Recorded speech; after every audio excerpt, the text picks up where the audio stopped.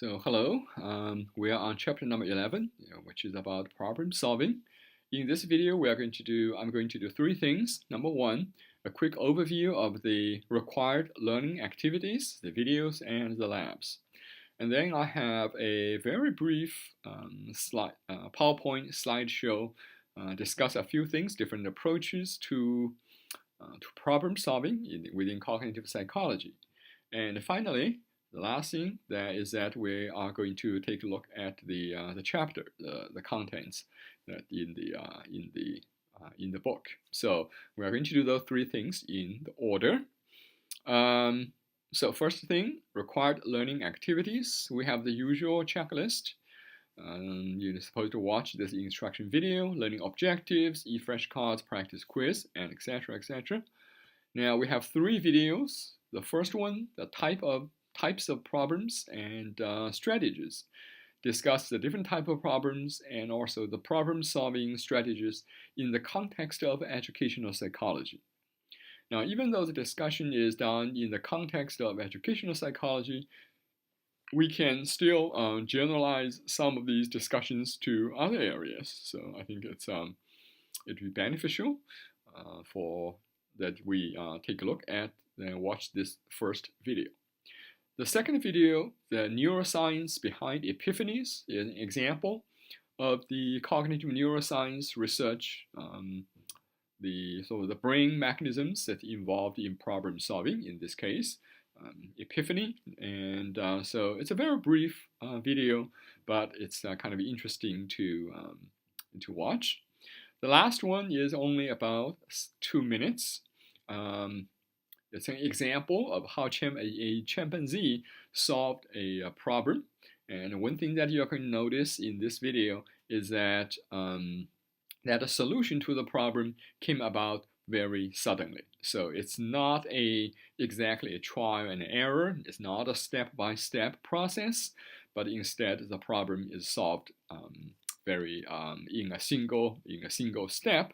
We call that an insight, which is what the Gestalt psychology approach to problem solving they have been proposing, is that problem solving essentially is a restructuring of the problem representation, which usually occurs very abruptly in the form of an insight. So that's just an example. So that's the three videos. Now, the lab exercises, we have three labs. The first two is really just a demonstration. The first one demonstrates algorithm. The second one demonstrates heuristics. Now, algorithm is a set of rules that it's a systematic approach, first of all. And if we have the correct algorithm, and if we apply that algorithm correctly, usually it's guaranteed that the problem will be solved. But the problem with this approach is that it consumes a lot of resources. It requires that we know all the information, which is also typically not the case in reality. Now, in real life situation, we oftentimes, instead of using algorithm, we use something called heuristics, which is a rule of thumb, a quick mental shortcut, and which there is no guarantee that the problem can be solved, but usually it works. And if the problem can be solved by using a heuristic, it's usually pretty quick, pretty fast. So saves a lot of energy, a lot of resources. So that's an example of the heuristics demonstration. The last lab, number 3, monster problem demonstration, demonstrates the idea of analogical problem solving, or solving problems using analogy. And there's a term that's called isomorph right here. It essentially means isomorphic problem, which means you have two problems that superficially looks very different.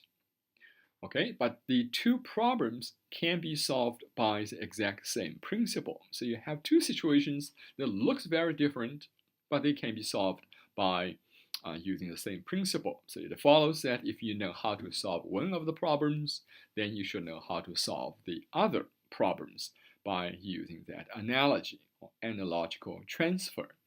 And so that's just isomorph. And there are 3 problems in this number 3 lab monster problem demonstration. So the 3 monsters problems. And a quick overview. Next. Okay, you have 3 choices. First one is the classical Tower of Hanoi problem. So what I would like you to do is to finish this problem first. Okay, so you don't want to jump to the third, to the second. You want to take a look at the classical Tower of Hanoi problem. And make sure that you just give it a try and make sure that you know how to solve that problem. Once that is done, come back and try the next problem, which is the 3 monster problem. Now, the 3 monster problem and the Tower of Hanoi problem, they are isomorphic problems. In other words, the 2 problems superficially, they look very different. But the 2 problems can be solved by the same principle. So that's the third choice, the 3 monster problem with the Tower of Hanoi isomorph. So kind of illustrates how the 3 monster problem can be solved by applying the principles, the logic of the classic Tower of Hanoi problem. So the whole thing, if you combine all 3, the 3 things that's overall, this is demonstration of the analogical problem solving. And lastly, you have some general information about the problem isomorphs or analogical problem solving. So that's the 3 labs. And there's no need to save a screenshot for any one of these labs, because these are more a demonstration rather than strict experiments. But nevertheless, you should follow through and try these demonstrations, and that should help you understand some of the concepts that are discussed in the chapter. And of course, it'll prepare you for the mini lab, for the mini quiz for the lab exercises. 9 questions. You have 9 minutes for this part. Okay, so that is the required labs. And finally, you have the start journal, the mini quiz, check your progress, and finally, you have the chapter assessments. So these are the required learning activities for chapter number 11. Now, what I'm going to do next is to have a slideshow, a PowerPoint presentation of 3 different approaches to problem solving. Now, the reason I'd like to discuss these 3 different approaches before we examine the contents in the textbook is because I think these 3 approaches provide a necessary framework by which we can understand some of the concepts that's introduced in the textbook. So the first approach to problem solving in the textbook is described as the associationist approach. Association, so it's based on problem solving by establishing a relationship or association between stimulus, a certain problem situation, and a certain solution. So that's the associationist approach. Now, associationist approach is essentially the behaviorist approach. Now, remember that in chapter number 1, we discussed the behaviorist approach to cognition. They focus on things that we can observe, that we can directly measure, and they don't usually, as a theoretical explanation of the human behavior, they don't try to propose anything that in the human mind or cognition, they don't use that concept. Instead, it's strictly the association between S, stimulus, and R, response. So that's SR approach. Now, according to the behaviorist approach, problem solving is nothing unusual. It's just another example of learning. And how does the learning happen according to the behaviorists? Well, it's learning basically happens as trial and error. So you try a lot of different things, and if one behavior leads to the correct solution of the problem, then that behavior is reinforced. And if a behavior is reinforced, then next time if you are faced with a similar problem situation, you'll be more likely to display the same behavior. And that is step by step how we learned. And by we mean both subjects, humans, and we also mean animals. Okay, so that's problem solving, essentially a trial and error process. This is a kind of example of a box created by a very famous behaviorist called Thorndike. And he created this box, which is, it has a couple of levers and different things, apparatus. So he placed a cat inside this box. And there are a variety of things that the cat can do. And what the cat usually wants to do, by the way, is to get out of this box to get the fish, which act as a reward, a reinforcement. So the typical kind of behavior that Thorndike observed is that the cat would try many different things, and most of the behaviors are not helpful, so make a lot of mistakes. So as you can see here, this is the number of trials, and this is the time to escape. So initially, it takes a long time, and the cat tries many different things until just by accident, one of the behavior led to the solution of the problem. So if the cat pushed down on this little thing, and it triggers a mechanism which basically lift the lever over here, and all of a sudden the track door can be opened, and the cat can get out and get the fish, which is a reinforcement, it's a reward. So gradually over time, it goes back and forth, but gradually the cat learned to solve the problem, right? Problem solving is essentially a learning process that's accomplished by this trial and error. So that is how behaviorists consider problem solving. Now, that's one idea. The second idea goes back to the Gestalt psychologists. They are quite active back in the first part of the 20th century. They are European, many of the Germany, work in Germany. And the Gestalt psychology made two lasting contributions to psychological research. And one of which is, if you remember from chapter number 3, the Gestalt principles, laws of perceptual organization. That's the first one. Now, this is the second one. Gestalt approach to problem solving. Now, according to the Gestalt psychologist, problem solving is not a gradual trial and error process, but instead it's an insight, meaning it's happened sort of something like an aha experience. You ponder, you consider the problem, and for a while it does not seem to be that you are getting anywhere near to the solution of the problem, but sometimes all of a sudden you realize, aha, that's the solution.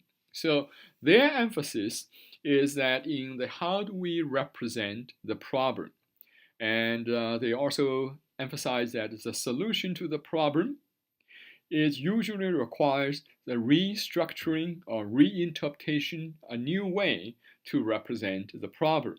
And when that restructuring is achieved, it's usually achieved as an insight. So here's some examples of how, I think some of the examples are also in the textbook that provide some example of how a problem can be solved by this kind of restructuring or new way to represent the problem. And so if you look at this particular problem, I think this is an excellent example. So you have a circle, and if the length of the circle's radius, okay, if the radius is r, what is the length of line x? Okay, so here you're looking at a triangle. Two triangles. This is actually a rectangle, and so you would like to figure out the length of the diagonal of that triangle, of that rectangle. And so that's the question. It's probably a middle school level geometry problem, and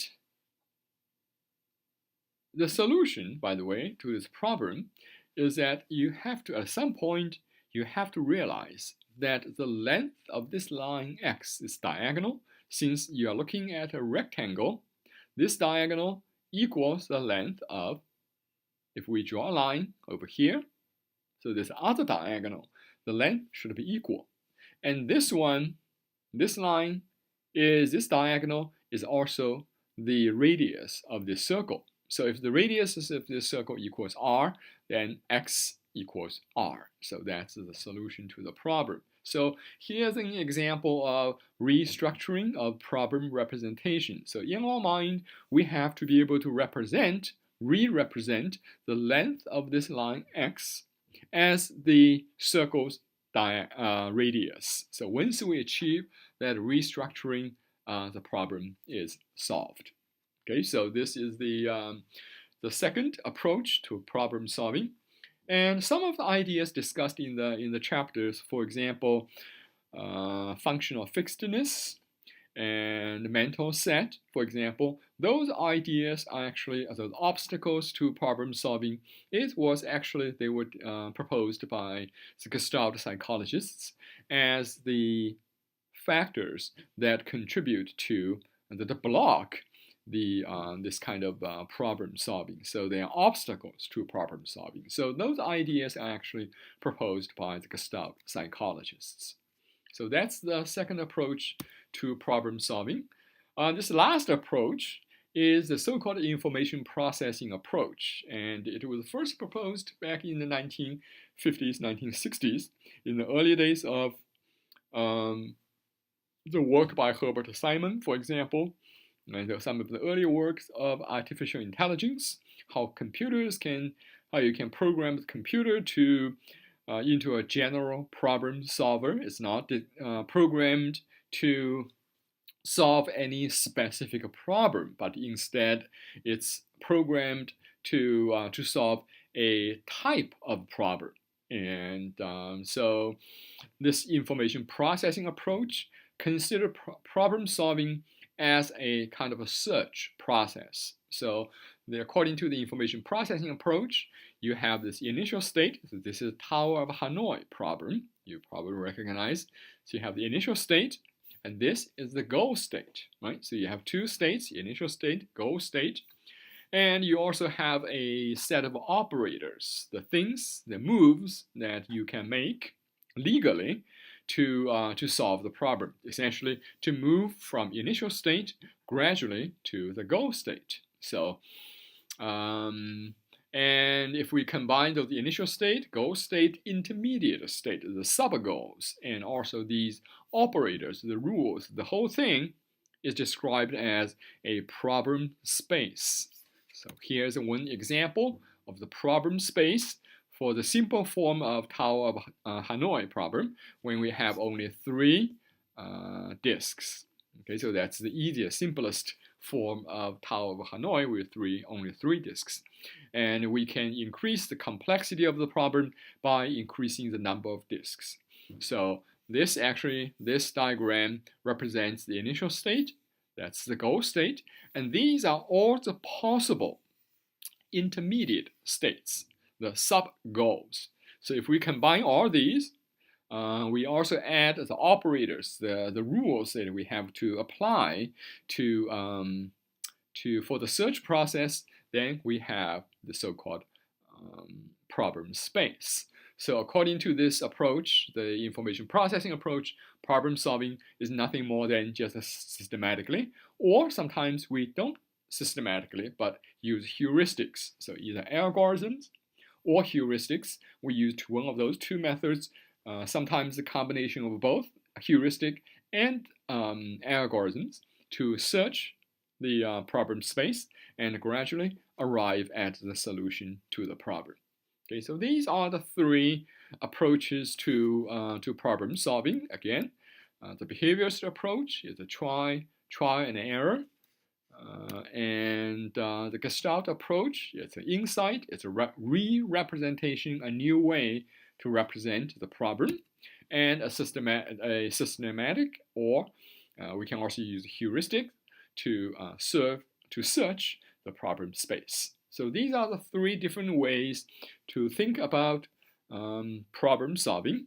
So the last thing we are going to do is let's take a look at the textbook, see what's in the textbook. So introduction, problem solving in daily life, and the next section is recognizing and identify a problem. So we talk about the so-called well-defined problem versus ill-defined problem. Whether a problem is well-defined or ill-defined depends on whether you have a clear goal state and a set of very specific rules, clearly defined rules, and the clearly defined solutions to the problem. Sometimes the goal can be very vague. In that case, it's an ill-defined problem. Sometimes you have a very well-defined problem. So like Tower of Hanoi problem, for example, is well-defined problem because the goal state is very clearly defined. So you have that. Defining and representing problems. Again, the idea of defining and representing problems, this is mostly the Gestalt approach, the application of the Gestalt approach to problem solving. So there are some examples that in the textbook that discuss, kind of use that examples to illustrate what do we mean by problem representation and what do we mean by restructuring that problem representation. So these examples, if for the first time that you ever seen this example, it is actually very beneficial for you to spend a few minutes, try the problem, and see if you can solve those problems. And if you do solve those problems, you can reflect on your personal experience, subjective experience, whether the problem is solved as a step-by-step trial and error process. So you gradually reach a solution to the problem, or alternatively, the solution to the problem is arrived suddenly, so more like an insight. So you can see what do you think is problem solving involves. Some of these problems, of course, the textbook gave you the solution, but try not to look at those solutions first. Okay, give it a try and see if you can solve the problem. And it's also true that how easy or how difficult it is, a problem it is to arrive at a solution depends on how the problem is presented. Even essentially the same problem can be very easy if it's presented in a certain way. It can be very difficult if the problem is presented in a different way. So again, if you think about different, it's the same underlying problem can be presented in different ways. We are actually into the territory of analogical problem solving or isomorphic problems, problems that superficially look very different, but they can be solved by the same principles. Okay, so we have some additional examples there.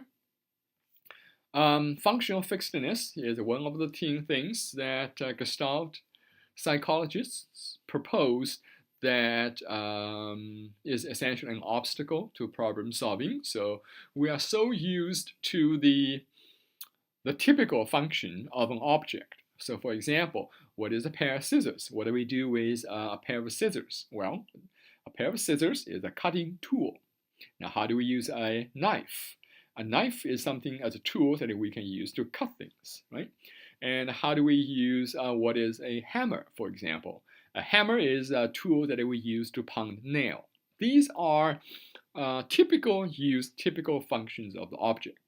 Now, sometimes the solution to the problem, the situation, requires that we take these objects that we are familiar with, but find a new use, a new function for these objects. And if we are fixated, if we are stuck with the old function, then we are going to have a hard time come up with a solution to the problem. Okay, so that's functional fixedness. And the next section, developing solutions to problems, approaches, and strategies. So this section is very similar to what I just talked about in the PowerPoint slides. So associationist approach, trial and error, and the Gestalt approach, which is the restructuring, the insight, the problem representation, and let's see, the 3 9 dots problem, some examples, and cups in the water. Oh, this example is also came from Gestalt psychologists, and they discuss the phenomenon. It's called a mental set, which is we have, from experience, we are used to a certain way to solve a certain problem. Now, there's a lot of benefit with that. If we know how to solve a problem, and if we see something similar, then we should be able to solve that problem. So that's positive side of experience. But experience can also have a negative side, which is your experience, if it creates a mental set, then it makes it more difficult for us to see sometimes a simple solution, a simpler solution. Okay, so that's the classical example, the water set, the cups and the water problem. And finally, we have the topic of analogical problem, analogical transfer, solve isomorphic problems, and so the problem can be solved by applying the same principle, but we have to use a strategy called analogical transfer. So we have to be able to transfer one solution of the problem to a different that superficially looks very different. So before we can conduct analogical transfer, of course, we have to be able to recognize that the problem can be solved by analogical transfer. So that is usually the most difficult step in analogical transfer, which analogical problem solving, which is to identify, to realize, so to speak, that the problem can be solved by using the same principle. Okay, so that's analogical transfer.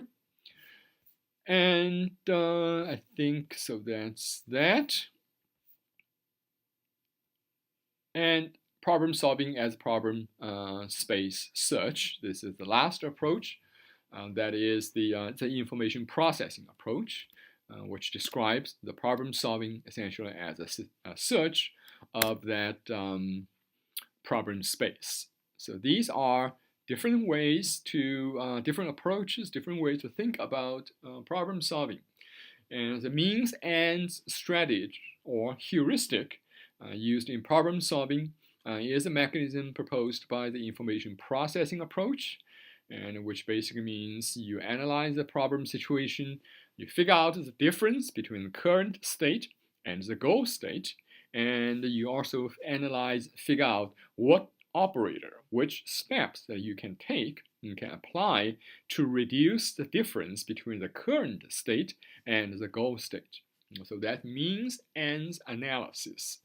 And of course, another way to think about means ends strategy or heuristic is that sometimes one of the means ends strategy is to create a sub-goal. So instead of try to, so for example, to go directly from initial state to the goal state, this is actually a sub-step or sub-goal that you can create. So again, means ends analysis is something that we can apply to problem solving, and it's a part of that search process. The textbook also discuss some other strategies, hill climbing strategy, working backward strategy, and just some of the things that we can do for problem solving. Okay, so that's that. And allocation of mental resources for solving problems, working memory, of course. All these problem solving, these mental activities have to be this information has to be represented and also manipulated in the working memory. So there's an issue of allocating mental resources. And this is actually one of the reasons why sometimes draw a picture on a piece of scratch paper can help problem solving. Because when you draw something on a piece of paper, what you are essentially trying to do is to put something down, put some information down on a piece of paper so that it stays right in front of you. You are essentially reduce the burden to your working memory.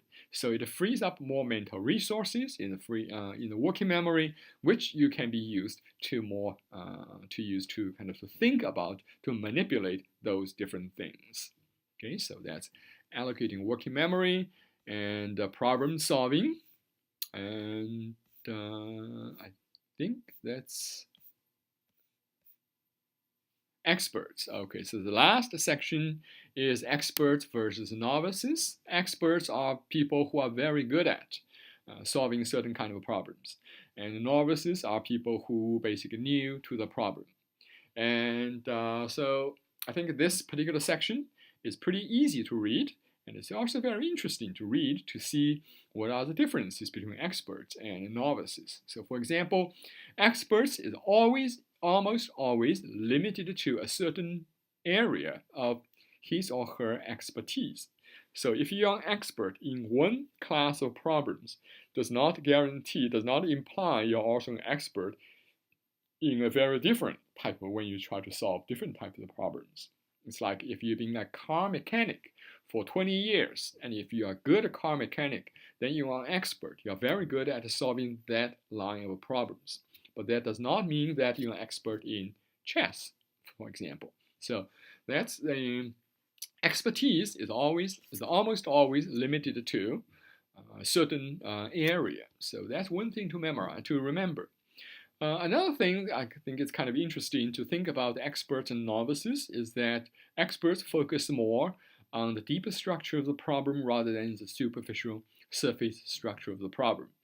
And experts also tend to spend more time before they try any solution. They spend more time to analyze the problem situation instead of just get on it and try many different things. So experts initially they can even be slower. They spend more time analyze the problem situation, and so some of these are perception, attention, memory, and better strategies. And how do we become a better problem solver? So some of the interesting discussions that you can take a look. Okay, so that is by and large, I think that is the most of the contents, the materials discussed in chapter 11, problem solving. Thank you for watching this video, this instruction video. As always, if you have a problem, if you have a question, try to let me know as soon as possible. Post your questions on the discussion board on SACCT. Okay, so we're almost to the end of this class. So after chapter number 11, we have tomorrow, we are going to have chapter number 12, which is reasoning and decision making. So that will be our last chapter. And again, thank you. And until next time, goodbye.